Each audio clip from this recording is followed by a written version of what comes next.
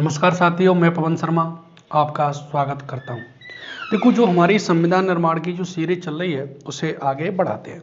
तो अभी तक हमने देखा कि संविधान का निर्माण के लिए जो अंग्रेजों ने पहली बार संविधान निर्माण की मांग को स्वीकार किया वो था 8 अगस्त 1940 यानी अगस्त प्रस्ताव में किया। इसकी अध्यक्षता जो अगस्त प्रस्ताव था इसकी की थी निम्नलिखित लोगों ने। और ये जो युद्ध मंत्रिमंडल था, जो द्वितीय विश्व युद्ध चल रहा था, उसके सदस्य थे। और अगस्त प्रस्ताव में प्रावधान था कि संविधान सभा का निर्माण युद्ध के बाद किया जाएगा और इसमें अधिकांश लोग भारतीय होंगे, इसलिए अगस्त प्रस्ताव को अस्वीकार कर दिया गया। इसके बाद आया था क्रिप्स प्रस्ताव। तो क्रिप्स प्रस्ताव क्या आया था? क्रिप्स प्रस्ताव। तो क्रिप्स प्रस्ताव को भी क्या कर दिया? अस्वीकार कर दिया। कब? 1942 में आया था। और किस लिए कर दिया? क्योंकि क्रिप्स प्रस्ताव में भी प्रावधान था कि युद्ध के बाद किया जाएगा। तो क्रिप्स प्रस्ताव के बारे में गांधी ने कहा कि यह अदिनांकित चेक है, या इसी को हम कहें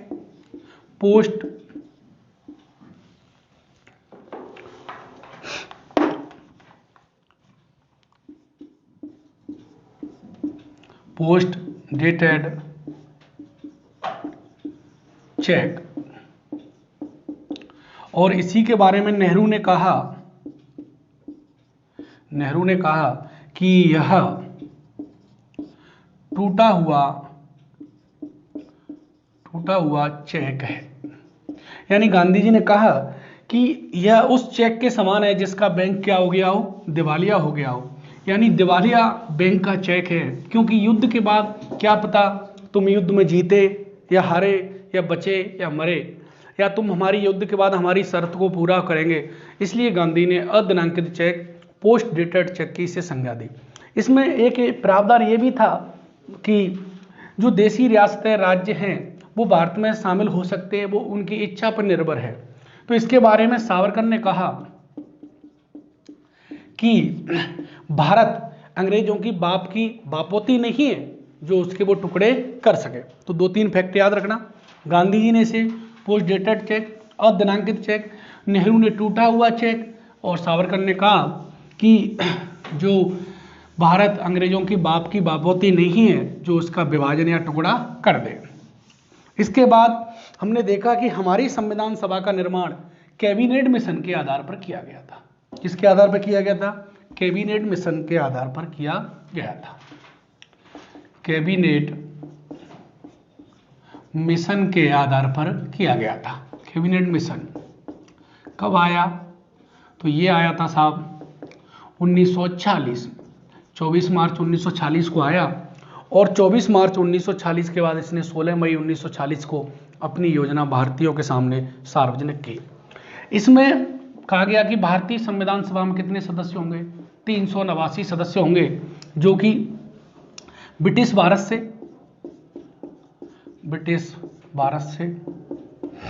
कितने सदस्य होंगे? तो इनकी सदस्यों की संख्या थी 296। देशी रियासतों से इनकी संख्या थी 93। देखो, अगर बात करें जो 296 थे वो कैसे कैसे थे? अगर ब्रिटिश भारत से सवाल आए तो आंसर क्या होगा? 296। और अगर कहें ब्रिटिश प्रांतों से, जो उस समय उनकी संख्या कितनी थी? 11। ब्रिटिश प्रांतों से इनकी संख्या कितनी थी? सदस्य कितने थे? 292। अगर कहें केंद्र शासित प्रदेश या चीफ कमिश्नरी प्रदेश तो कितने थे? 4। और ये 4 कहाँ से थे? तो याद रख लें, A, B, C, D। ए से अजमेर मेरवाड़ा, ये कहाँ पर है? अपने राजस्थान में ही है। यहाँ से कौन थे? तो यहाँ से जो सदस्य थे वो थे मुकुट बिहारी भार्गव। कौन थे? मुकुट बिहारी भार्गव। बी से बलूचिस्तान, ये वर्तमान में कहां पर पड़ता है? पाकिस्तान में। सी से कुर्ग, कुर्ग मतलब कहां पर है वर्तमान में? कुर्ग कर्नाटक में। अगर बात करें डी मतलब दिल्ली, तो दिल्ली से थे देशबंधु गुप्त, देशबंधु गुप्त।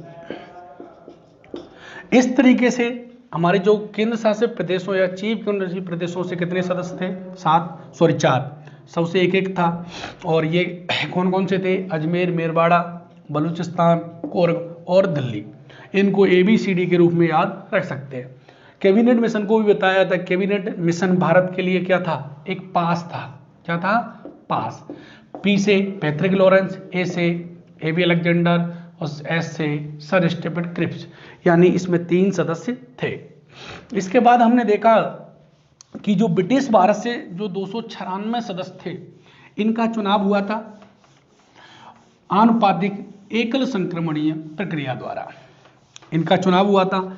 और जो देशी रियासतों से 93 सदस्य थे, इनको क्या किया गया था? मनोनीत किया गया था। और एक सदस्य था जो संविधान सभा का, वो 10 लाख की जनसंख्या पर लिया गया था, या 10 लाख का जनसंख्या का उनके लिए आधार माना गया था। इसी प्रकार से हमने देखा संविधान सभा के क्या हो गए? चुनाव। इसलिए संविधान सभा के कुछ सदस्य मनोनीत थे, कुछ सदस्य निर्वाचित थे। इसलिए संविधान सभा को आंशिक रूप से निर्वाचित और आंशिक रूप से मनोनीत कहा जाता है।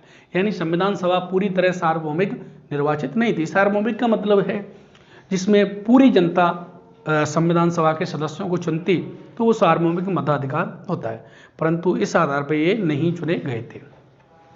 इसके बाद हम देखते हैं कि संविधान सभा का क्या हो गए? चुनाव हो गए जुलाई अगस्त 1946 में।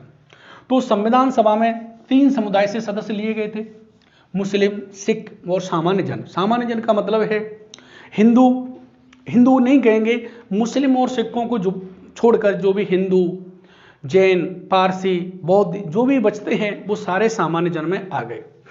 अब इसके बाद अगर हम बात करें कि कांग्रेस के संविधान सभा में कितने सदस्य थे, तो कांग्रेस के थे 208। कितने थे? कांग्रेस के जो संविधान सभा में सदस्य कितने निर्वाचित हो गए आए? 208। अगर बात करें मुस्लिम लीग के कितने सदस्य थे? इनकी संख्या थी 73। और इसके बाद अगर बात करें निर्दलीय कितने थे? निर्दलीय, तो इनकी संख्या थी 8।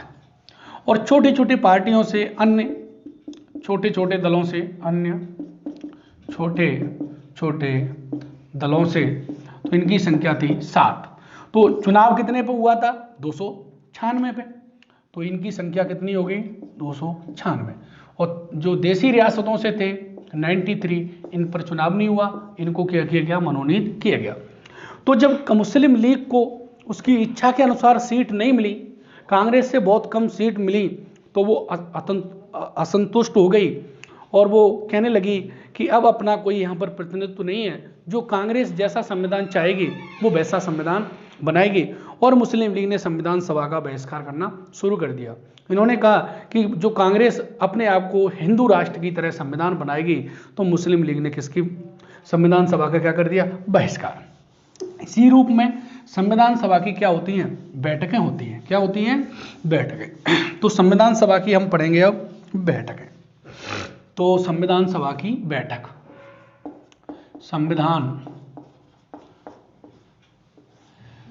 सभा की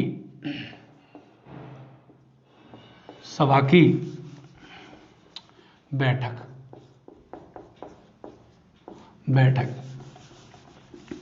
तो देखो, अगर हम बात करें कि जो संविधान सभा की जो बैठकें हुई थी, तो एक तो इसके अधिवेशन हुए थे, सत्र बोलते जिसे, तो थोड़ा सा हम पहले ये देख लेते हैं। तो संविधान सभा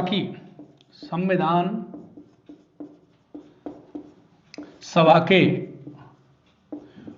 कुल अधिवेशन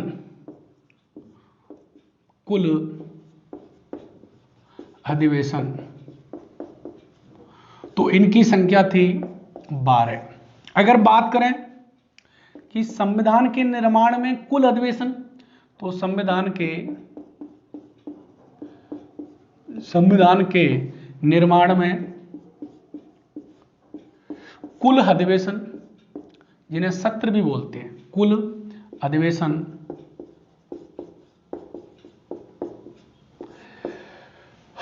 कितने थे? 11। यानी संविधान के निर्माण में कितने हुए? संविधान सभा ने तो टोटल कितने अधिवेशन किए थे? 12। और संविधान के निर्माण में कितने? 11। अगर बात करें संविधान सभा की कुल बैठक, संविधान सभा की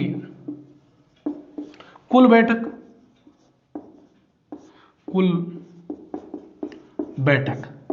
तो इनकी संख्या थी 166। कितनी थी? 166। अगर हम बात करें संविधान के निर्माण में कुल बैठक, संविधान के निर्माण में कुल बैठक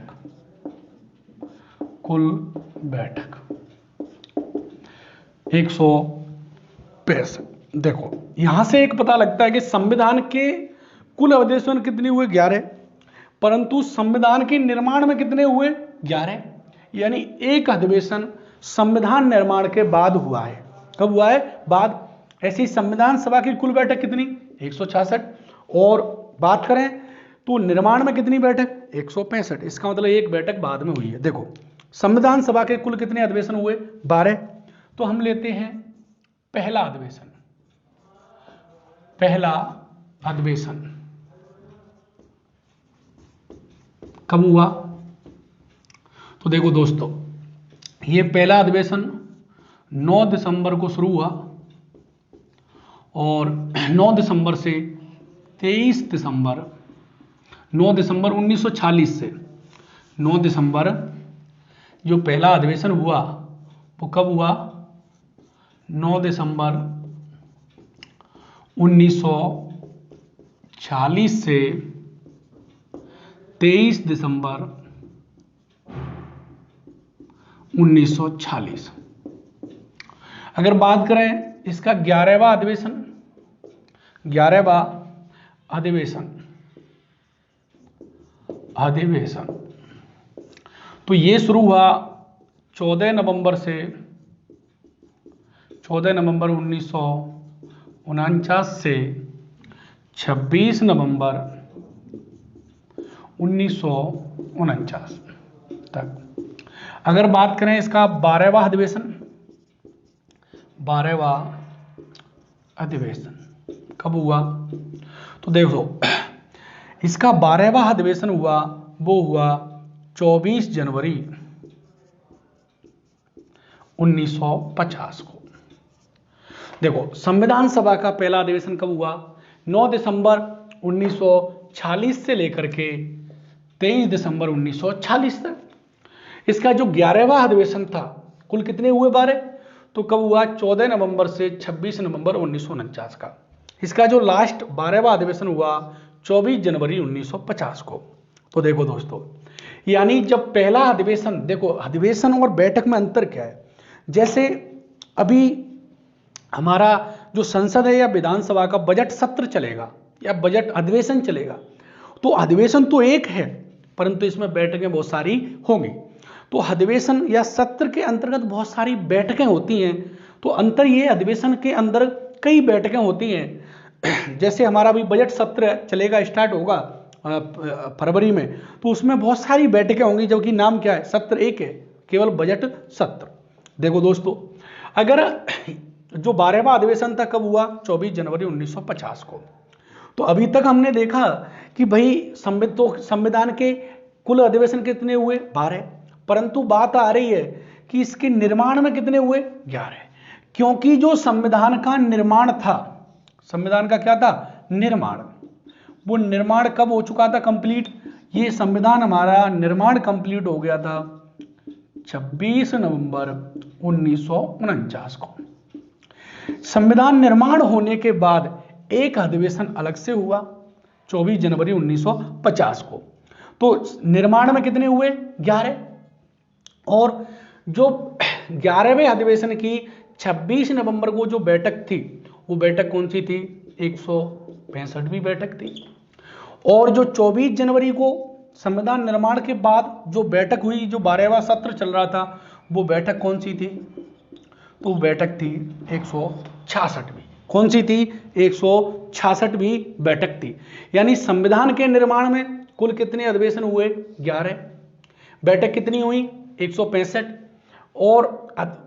और इसका यानी जो कुल अधिवेशन कितने हुए? 12। और कुल बैठक कितनी हुई? 166। अब इस तरीके से संविधान सभा की क्या हुई? अधिवेशन हुए, बैठकें हुए। तो अब इस संविधान सभा की क्या देखते हैं? बैठकें देखते हैं, कैसे कैसे हुई, क्या क्या हुआ। देखो सर,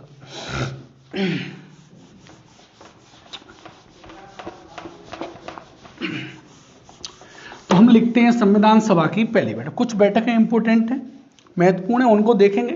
बाकी 165 अपने काम की नहीं है। देखो दोस्तों, अगर बात करें पहली बैठक, तो पहली बैठक संविधान सभा की पहली बैठक कब हुई? सवाल पहले तो ये है, कब हुई? तो जो बैठक हुई वो ही पहली 9 दिसंबर 1946 को। 1946 को कहाँ हुई? स्थान कहाँ हुई? तो वो है सेंट्रल हॉल, इसे आज सेंट्रल लाइब्रेरी भी बोलते हैं। सेंट्रल हॉल में हुई। टाइम कितने बजे? समय तो 11 बजे से स्टार्ट हुई, 11 बजे, और 11 बजे AM है, सुबह की 11 बजे। इस तरीके से संविधान सभा की क्या हुई? पहली बैठक हुई। जब पहली बैठक हुई तो देखो दोस्तों, ये मान के चलो हमारा सेंट्रल हॉल में संविधान सभा के सदस्य बैठे हुए हैं, जो कितने हैं, यानी जो पहली बैठक में कुल कितने सदस्य आए? तो इसमें जो सदस्य हैं वो है 207। देखो अभी बताएंगे, अलग अलग आंसर मिलते हैं, अलग अलग बुकों में अलग अलग। तो कितने सदस्य थे? 207। तो इसमें जो सेंट्रल हॉल में इसमें 207 सदस्य बैठे हुए, इनमें से एक JP कृपलानी हमारे सदस्य थे। तो JP कृपलानी जी खड़े हुए और उन्होंने कहा कि मैं इस संविधान सभा का डॉक्टर सच्चिदानंद सिन्हा को अध्यक्ष बनाता हूं। क्या बनाता हूं? अध्यक्ष बनाता हूं। तो जैसे ही सच्चिदानंद सिन्हा ने ये कहा कि जैसे ही JP कृपलानी ने, किसने कहा? JP कृपलानी जी ने कहा, इन्होंने कहा कि मैं डॉक्टर सच्चिदानंद सिन्हा को इस बैठक की अध्यक्षता करने के लिए आमंत्रित करता हूं। जैसे ही इन्होंने कहा तो सभी लोगों ने बैठे हुए तालियां बजाई और उन्होंने कहा हम इनकी स्वीकृति करते हैं। तो पहली बैठक के जो अध्यक्ष थे, कौन थे? पहली बैठक के अध्यक्ष। तो देखो अध्यक्ष कौन थे? सच्चिदानंद सिन्हा। कैसे अध्यक्ष थे? अस्थायी। तो अध्यक्ष, अस्थायी अध्यक्ष कौन बने? डॉक्टर सच्चिदानंद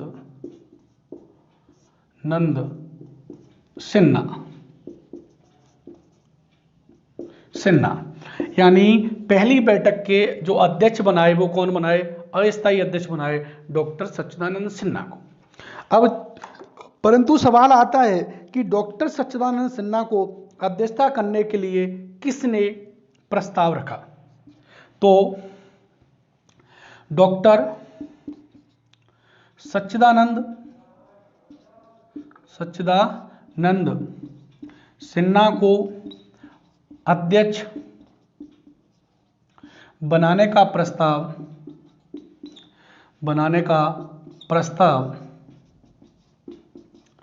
JP कृपलानी ने रखा। देखो अब पहले कौन बोला? सब सदस्य बैठ के आगे बैठ गए, तो सबसे पहले बोला भी कौन? JP कृपलानी। इसलिए इसी कारण JP कृपलानी को संविधान सभा का संविधान सभा का प्रथम प्रवक्ता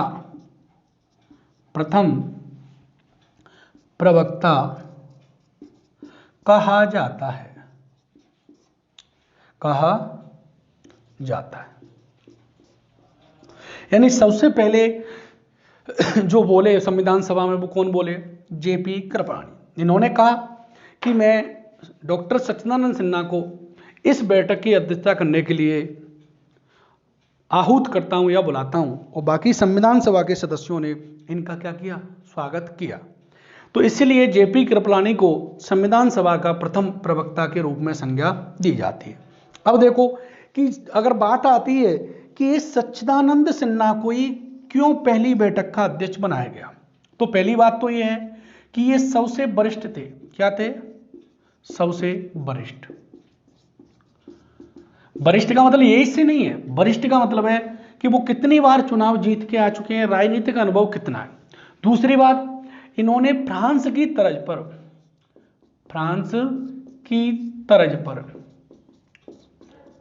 पर ऐसा किया क्योंकि फ्रांस में भी जो संविधान सभा बनी थी तो उसकी पहली बैठक हो रही थी, तो उसके जो सबसे वरिष्ठ सदस्य थे, कौन थे? सबसे वरिष्ठ सदस्य थे, उसको ही अध्यक्षता की गई थी। तो पहला तो यही है कि सवाल आता है कि सच्चिदानंद सिन्हा ने पहली बैठक की अध्यक्षता क्यों की? क्योंकि वो सबसे वरिष्ठ थे, सीनियर थे। परंतु अगर ये ऑप्शन में ना करके कि फ्रांस की तर्ज पर, तो दोनों ही आंसर सही हैं। ये सबसे वरिष्ठ भी थे और इनकी फ्रांस की तर्ज पर ऐसा किया गया था। और जो पहली बैठक हुई थी इसका मुस्लिम लीग ने क्या? बहिष्कार कर दिया। तो हम नोट डाल के लिखेंगे, पहली बैठक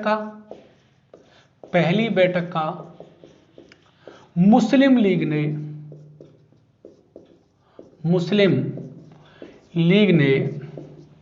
बहिष्कार किया।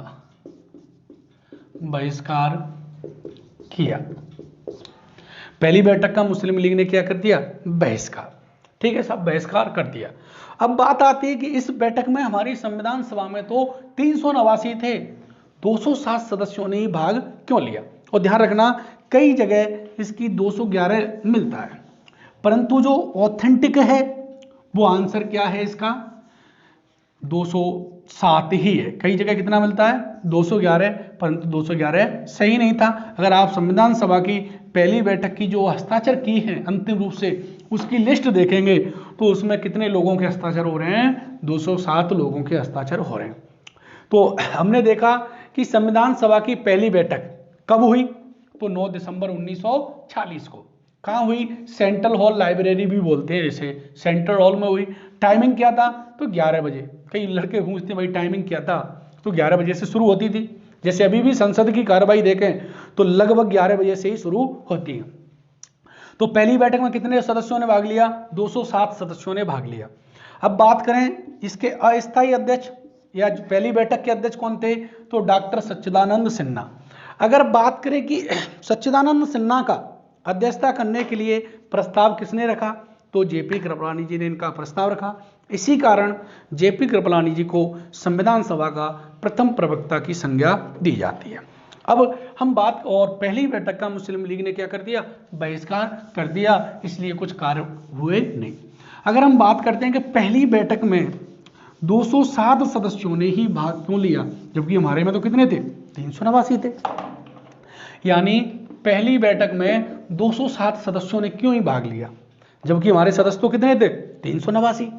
तो इसका कारण था, जैसे एक कारण तो मैंने अभी आपको बताया कि मुस्लिम लीग ने इसका क्या कर दिया? बहिष्कार कर दिया। ठीक है, मुस्लिम लीग ने क्या किया? बहिष्कार किया।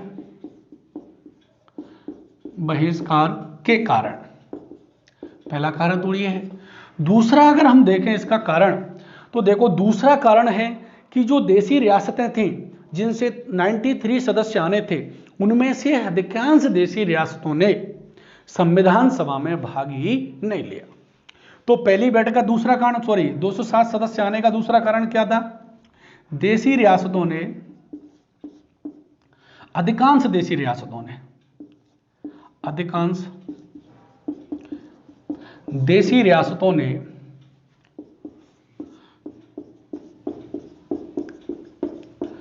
ने भाग नहीं लिया। देखो वैसे बहुत कारण थे, तो देखो अगर कई सवाल आता है कि क्या कारण था कि पहली बैठक में केवल 207 सदस्यों ने भाग लिया 389 में से, तो पहला कारण तो ये हो जाएगा कि मुस्लिम लीग ने इस बैठक का क्या किया, बहिष्कार किया।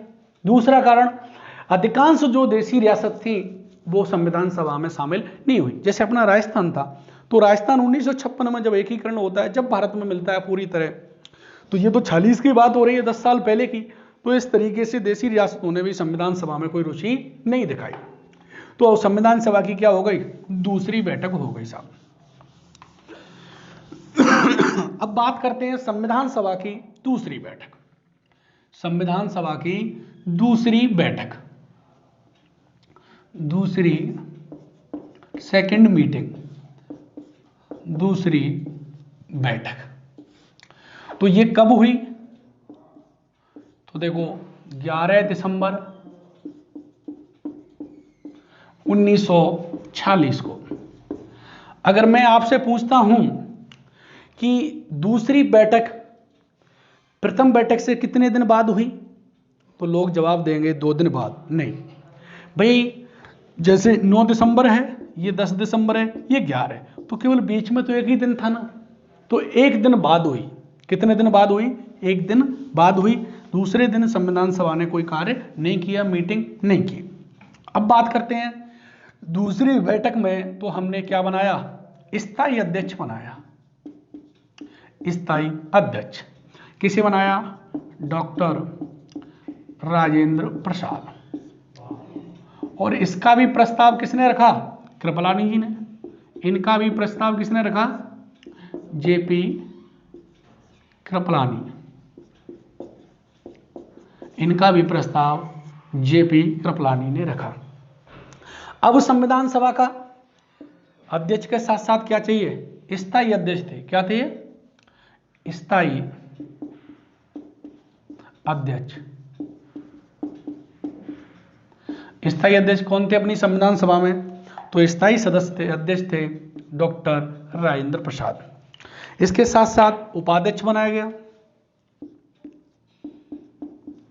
उपाध्यक्ष, उपाध्यक्ष कौन थे, देखो उपाध्यक्ष की बात करें, H.C. मुखर्जी, हरिश्चंद्र मुखर्जी, S.C.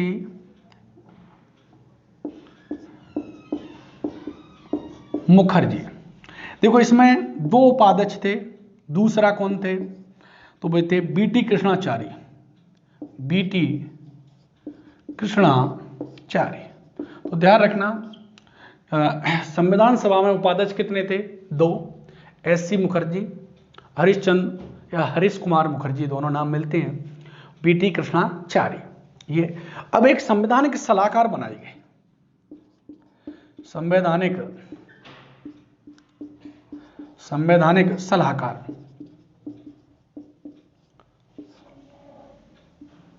सलाहकार, ये कौन थे, तो जो संवैधानिक सलाहकार थे वो थे साहब B.N. राव। कौन थे, बनय सिंह नरसिंह राव। B.N. राव कौन थे, B.N. राव। देखो साहब, अगर बात करें कि संवैधानिक सलाहकार कौन थे, B.N. राव, तो हम देखते हैं दूसरी बैठक कब हुई, 11 दिसंबर 1946 को। इसके स्थायी अध्यक्ष कौन थे, तो थे डॉक्टर राजेंद्र प्रसाद। कौन थे, डॉक्टर राजेंद्र प्रसाद। इनका प्रस्ताव भी किसने रखा, जेपी कृपलानी जी ने रखा। इसके 2 उपाध्यक्ष थे, नंबर 1 और नंबर 2। पहले S.C. मुखर्जी, हरिश्चंद्र कुमार मुखर्जी, दूसरे बीटी कृष्णाचारी। अब थे संवैधानिक सलाहकार, यानी संविधान पर सलाह देने के लिए कौन थे, B.N. राव। ध्यान रखना, अब B.N. राव के बारे में देखो बहुत कुछ है जानने के लिए, थोड़ा बहुत हम देखते हैं। दूसरी बैठक हो रही थी, तो इसके संवैधानिक सलाहकार कौन थे, B.N. राव। देखो साहब, B.N. राव थे, तो ये तो एक तो कौन थे, संवैधानिक सलाहकार। B.N. राव के बारे में हम पढ़ते हैं, B.N. राव। तो जो B.N. राव थे, एक तो कौन थे, संविधान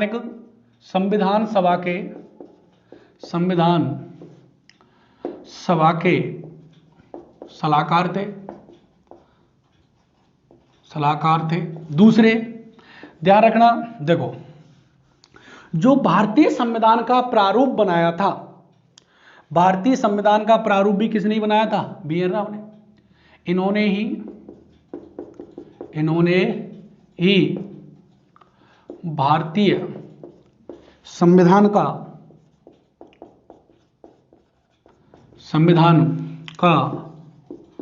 प्रारूप तैयार किया था। और जो बी.एन. राव है, ये कलकत्ता हाई कोर्ट के न्यायाधीश भी रह चुके हैं, रह चुके हैं। इसके बाद ये जम्मू एंड कश्मीर के पीएम भी रह चुके हैं। क्या रह चुके हैं? पीएम। और सबसे बड़ी बात, जो अंतर्राष्ट्रीय न्यायालय है, अंतर्राष्ट्रीय न्यायालय में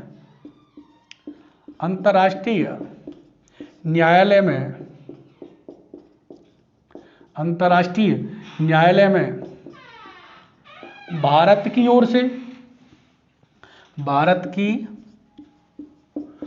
ओर से प्रथम न्यायाधीश थे, भारत की ओर से जाने वाले प्रथम न्यायाधीश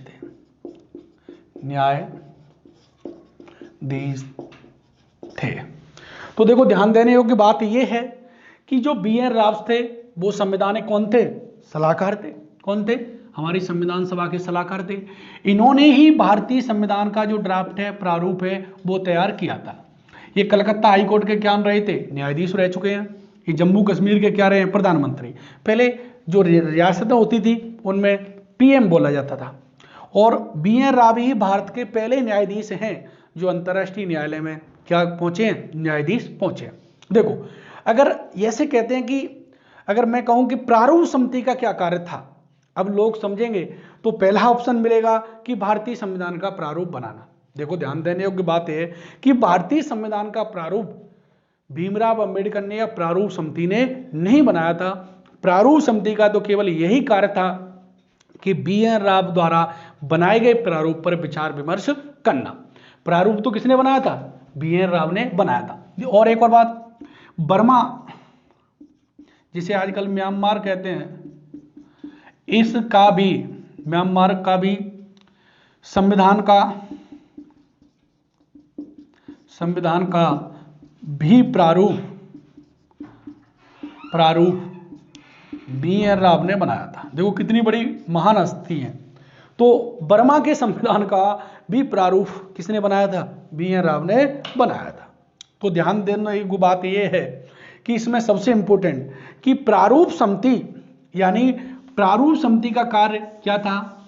संविधान का प्रारूप बनाना नहीं था। प्रारूप समिति का कार्य था बी.एन. राव द्वारा बनाए गए संविधान के प्रारूप पर विचार विमर्श करना, उसका एनालिसिस करना, उसकी छानबीन करना, क्या सही है, क्या नहीं है, क्या क्या संशोधन हो सकते हैं। देखो, अगर यहीं से निकलता है, नोट में लिख लें, संविधान का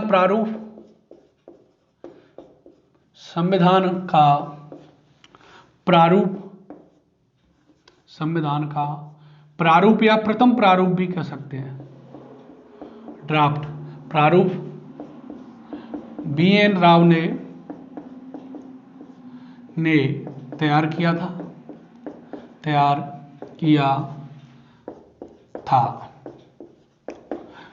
प्रारूप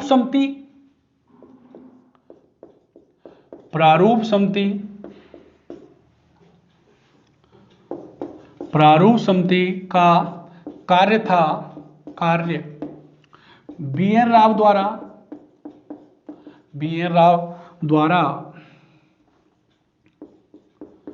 बनाए गए प्रारूप पर विचार विमर्श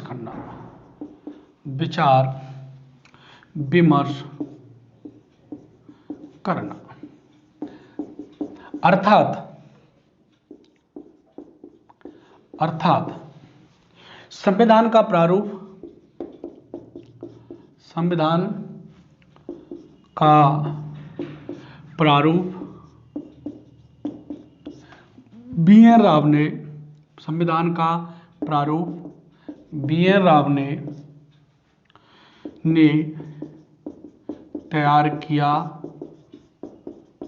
था, प्रारूप समिति ने नहीं, प्रारूप समिति ने नहीं।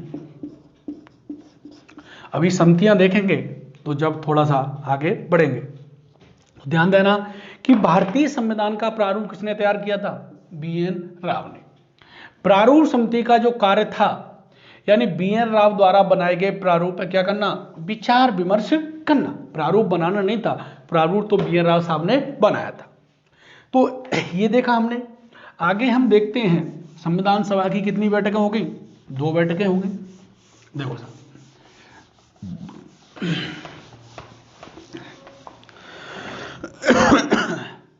तीसरी बैठक संविधान सभा की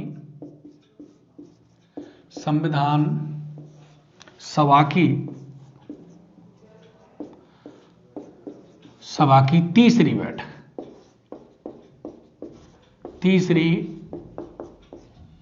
बैठक। तो तीसरी बैठक कब हुई? पहला पॉइंट तो यही बनता है। कब? तो वही एक दिन बाद 13 दिसंबर 1946 को। 1946 को देखो साहब, जो तीसरी बैठक हुई थी, इस दिन एक ही काम इंपॉर्टेंट था कि 13 दिसंबर 1946 को जब संविधान सभा की तीसरी बैठक हो रही थी, तो इस दिन पंडित जवाहरलाल नेहरू ने एक उद्देश्य प्रस्ताव रखा। क्या रखा? उद्देश्य प्रस्ताव रखा। तो क्या हुआ? यानी इस दिन मतलब 13 दिसंबर 1946 को पंडित जवाहरलाल नेहरू ने उद्देश्य प्रस्ताव रखा।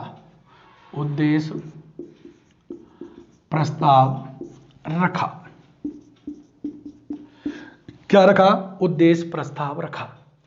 तो देखो, उद्देश्य प्रस्ताव को नाम से ही समझ सकते हो कि हमारे संविधान का क्या क्या उद्देश्य होंगे, किस तरीके का संविधान होगा, उसके क्या लक्ष्य होंगे, किस तरह की हमारे भारत की प्रकृति होगी। इस तरीके से वो क्या रखा गया था? उद्देश्य प्रस्ताव रखा गया था। कब रखा था? 13 दिसंबर 1946 को। उद्देश्य प्रस्ताव किसने रखा? पंडित जवाहरलाल नेहरू ने। पंडित जवाहरलाल नेहरू ने जो उद्देश्य प्रस्ताव रखा था, उसमें बात करें तो कितने अनुच्छेद थे? तो देखो, पूछा हुआ सवाल है कि जो पंडित नेहरू ने उद्देश्य प्रस्ताव रखा था, उसमें कितने अनुच्छेद थे? तो उनकी संख्या थी 8। इसमें भारत को संपूर्ण प्रभुत्व संपन्न बनाने की बात की गई। इसमें SC, ST व OBC के हितों को ध्यान में रखने की बात की गई। यानी जो SC, ST है, OBC है, उनके हितों को ध्यान रखेंगे, यानी उनके लिए कुछ विशेष प्रावधान करने की बात की गई। तो संपूर्ण प्रभुत्व संपन्न बनाने की बात की गई। यानी जो उद्देश्य प्रस्ताव था पंडित नेहरू ने जो 13 दिसंबर 1946 को संविधान सभा की तीसरी बैठक में जो उद्देश्य प्रस्ताव रखा था, उसमें कितने अनुच्छेद थे? 8। भारत को कैसा बनाने की? सोवरेन, संपूर्ण प्रभुत्व संपन्न बनाने की बात की गई थी।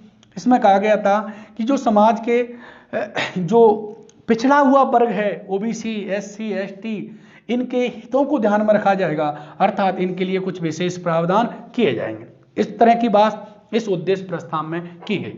इस उद्देश्य प्रस्ताव को रखा कब गया? 13 दिसंबर 1946 को। और इस उद्देश्य प्रस्ताव को संविधान सभा ने स्वीकार क्यों किया?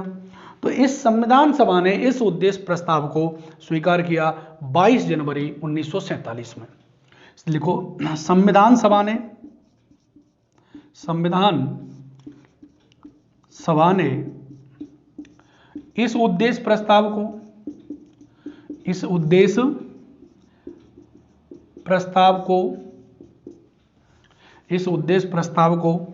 22 जनवरी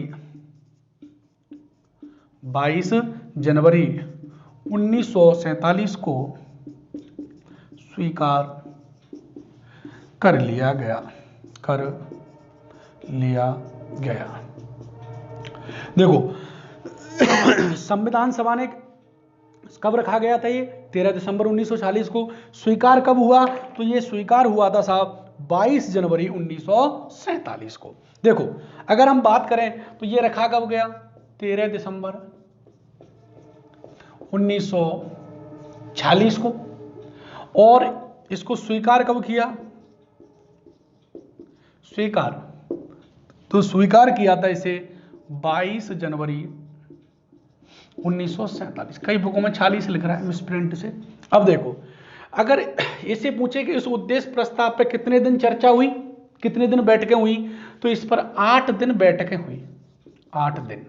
अब कुछ लोग कहेंगे सर 13 से 22 तक तो बहुत सारे दिन होते हैं, तो इसका मतलब है इस बीच इस पर चर्चा नहीं हुई, इस बीच इस पर बैठकें नहीं हुई।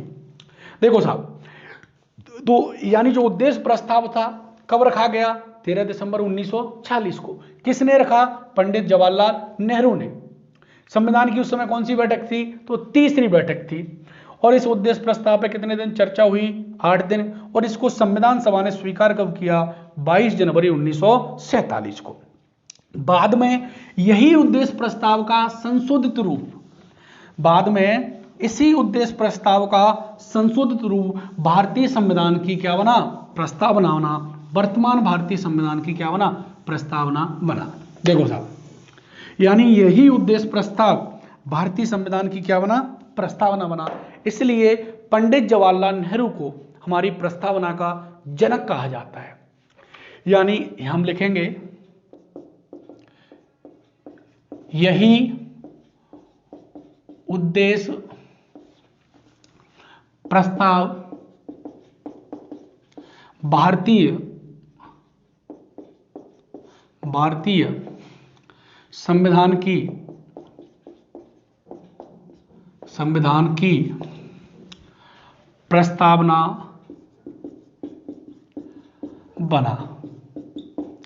अर्थात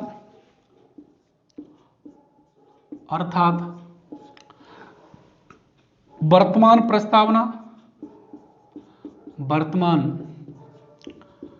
प्रस्तावना पंडित जवाहरलाल नेहरू जी के विचारों पर आधारित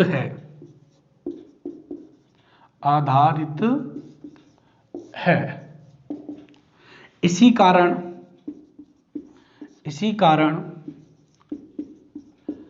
प्रस्तावना का जनक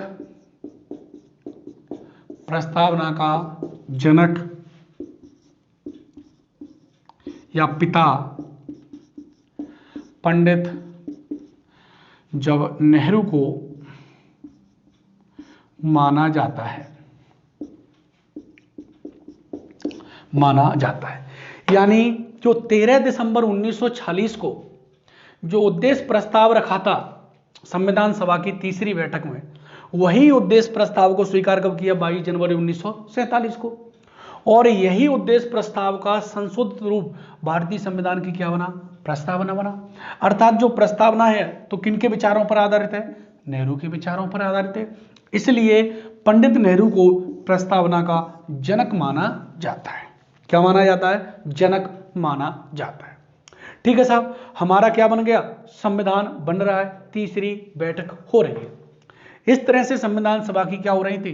बैठकें हो रही थी। और संविधान सभा